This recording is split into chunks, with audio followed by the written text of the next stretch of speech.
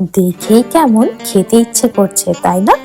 শীতকালে কড়াইশুঁটির কচুরি ছাড়া বাঙালি অসম্পূর্ণ। তাহলে আর কি, বানিয়ে ফেলুন ঝটপট।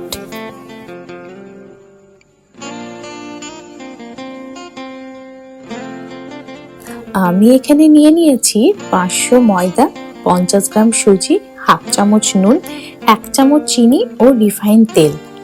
এবার এগুলোকে ভালো করে মাখিয়ে নিয়ে অল্প অল্প করে জল দিয়ে মেখে একটা নরম ডো তৈরি করে নিয়েছি।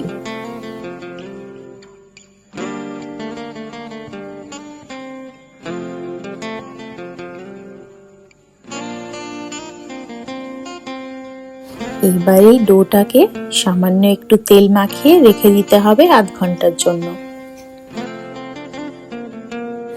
এদিকে একটা মিক্সিং বোলে নিয়ে নিয়েছি আদা, লঙ্কা, জিরে, মৌরি ও গোলমরিচ দিয়ে একটা পেস্ট বানিয়ে নিয়েছি।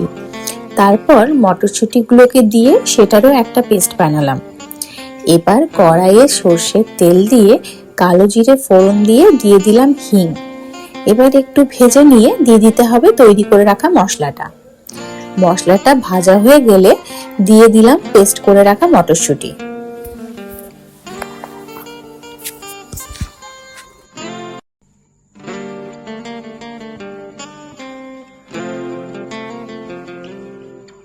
তারপর পরিমাণ মতো নুন ও চিনি দিয়ে নেড়ে চেড়ে মশলাটা যখন এরকম কড়াইয়ে আর লাগবে না, সেই সময় তুলে নিয়ে ঠান্ডা হতে দিতে হবে।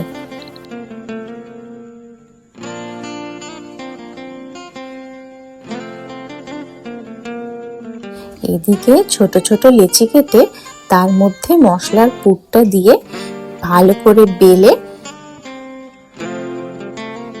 গরম তেলে ছেড়ে দিলাম। এইভাবে ফুলে উঠলেই তুলে নিয়ে গরম গরম সার্ভ করো কড়াইশুঁটির কচুরি।